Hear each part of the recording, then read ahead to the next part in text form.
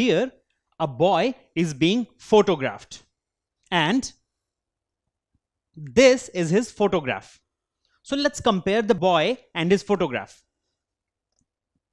So you see, this is the boy, it's his original height, and this is how he looks in the photograph.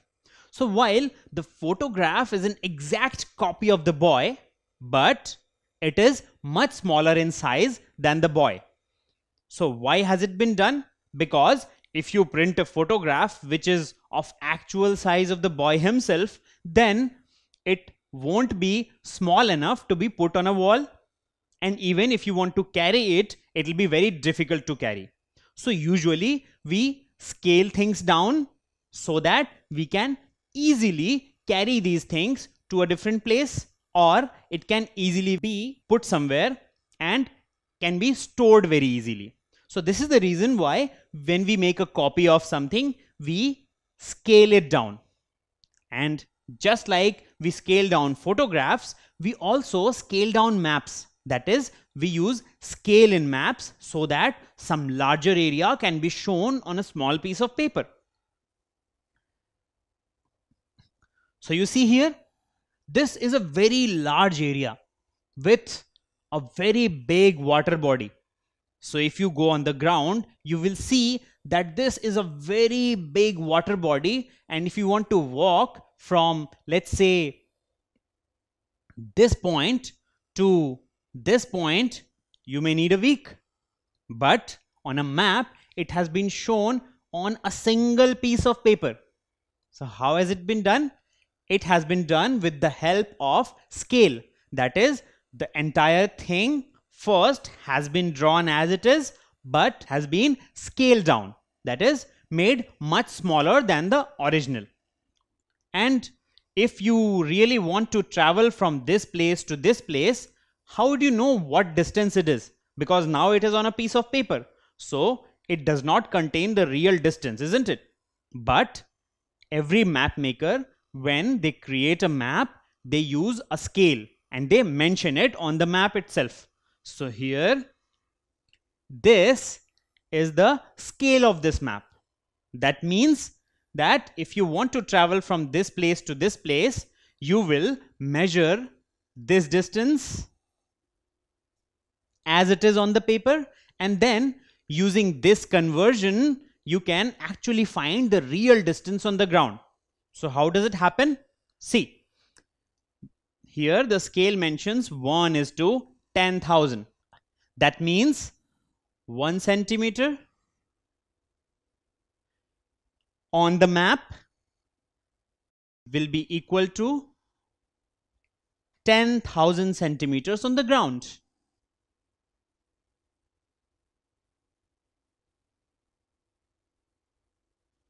So you see, 1 centimeter on the map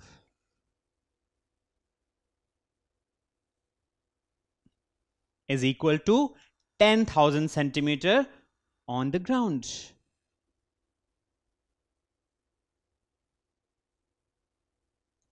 So this is the conversion which has been used on this map. So if you want to travel from this place to this place, you will measure how many centimeters it is, and then let's say you got 10 centimeters on the map. So what will be the distance on the ground? We will simply multiply the 10 centimeters into, the conversion is 10,000 into 10,000. So you see, 10 into 10,000, that will be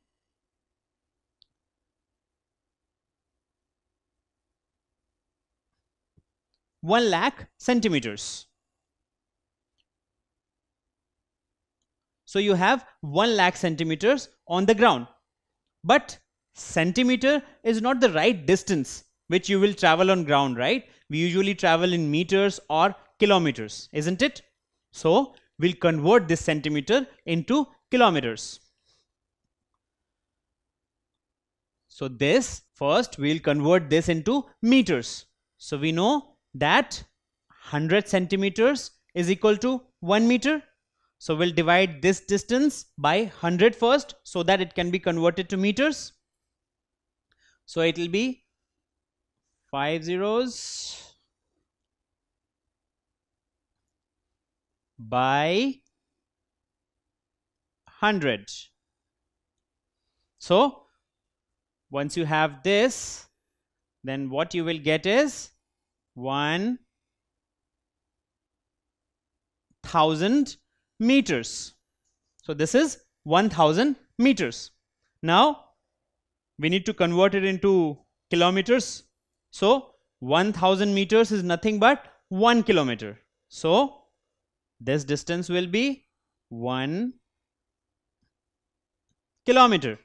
So you see, this small distance on paper is actually 1 kilometer on the ground.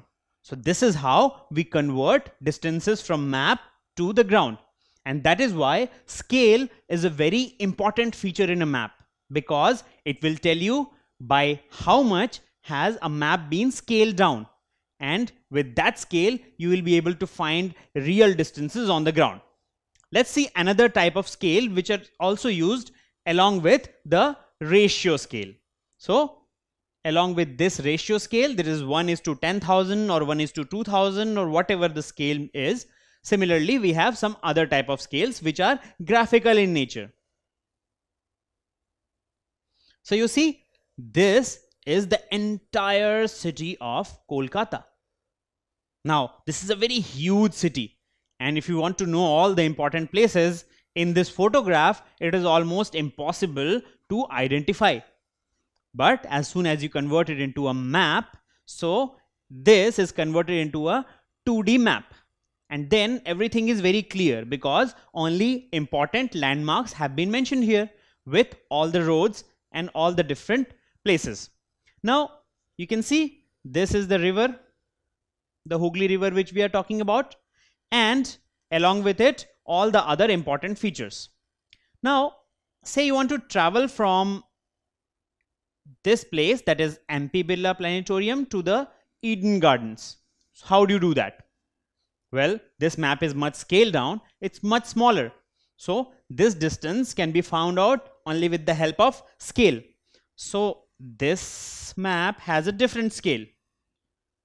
So here it says that this line, whatever the measure of this line is, this is equal to 2 kilometers on the ground. So what you need to do is you need to measure this length, and then when you multiply it by 2, you get the number of kilometers you need to travel from here to here. So let's see. So you see, we have enlarged this map, and now here is the scale. So this is the scale which we are talking about. So it has two different units. You can either calculate in kilometers, or in your area, if mile is considered a more standard distance, you can also go for miles. So in our case, we'll take the kilometers. So let's take a ruler and measure the distances first. So we have a ruler here. So let's measure the distance. So this is 60. So we get 60 as a measurement on this ruler. Now that means that this length is 60 and this 60 length on the ground will be 2 kilometers. So these 60 units on the map will be 2 kilometers on the ground. So let's measure the distance between MP Birla Planetarium and the Eden Gardens. So I measure the distance from here till here. So let's be very precise, because a map is very precise. It has all the right scales. So you see, here is the MP Birla Planetarium and here is the Eden Gardens. So it is exactly 60 units from here to here. So we have measured that 60 units on the map is 2 kilometers on the ground, isn't it? So it means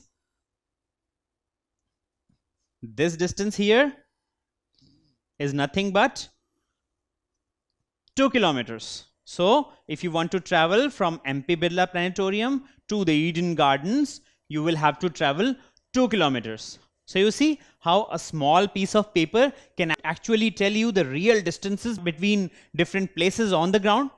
That is how map explains you the distances with the help of scale. So scale is a very important feature of a map. So let's see another example. So you see scales can be of different forms, so they can be written in different varieties, but their meaning is always the same. That is the number of units on the map converted to the same on ground. So you see here this scale says that this length is 960 kilometers. So this is a very big distance, isn't it? Because this is a very big map. It actually shows the entire country, and that is why the map has long distances on a very small scale. So you see, if you measure this distance and then if you correspond this distance to any distance on the map, you can actually say that that distance is 960 kilometers, or if it is a double, then double of 960 kilometers. So that way you can find very large distances using this particular scale. So let's see another map. Now this is a very popular tourist destination. Now if you visit this place and you want to travel from this restaurant to this particular point, how do you do that? Well, first of all, you will measure this distance on the map, and then you will consider this scale, which shows 2 centimeter is equal to 200 meters. So from this scale, that is 2 centimeter is equal to, so 2 centimeters is equal to 200 meters according to the scale. So now this distance which we covered, let's say it was 20 centimeters on the map. So now we need to know how much it is on the ground. So 20 centimeters is what you have, and you already have 2 centimeters is 200 meters. So you can calculate this. So let's divide 20 by 2. So we get what? 10. Now this is 200 meters. So we'll multiply this into 200. So what you get is 2000 meters. And 2000 meters is nothing but 2 kilometers, because 1000 meters is 1 kilometer. So final distance is 2 kilometers.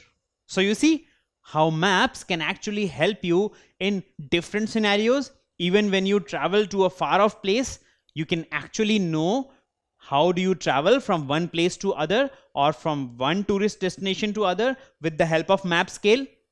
So that is why map scale is a very important feature, and next time you have a map in your hand, do locate the scale and try to calculate different distances among different places on the map. Don't forget to subscribe to our channel. You can also register for free at deltastep.com to get all learning resources as per ICSE, CBSE, IB, Cambridge, or any other curriculum. Over 5,000 amazing lectures across maths, science, English, and social science. Our unique interactive video technology keeps you engaged, and our iDictionary feature allows you to quickly revise any concept.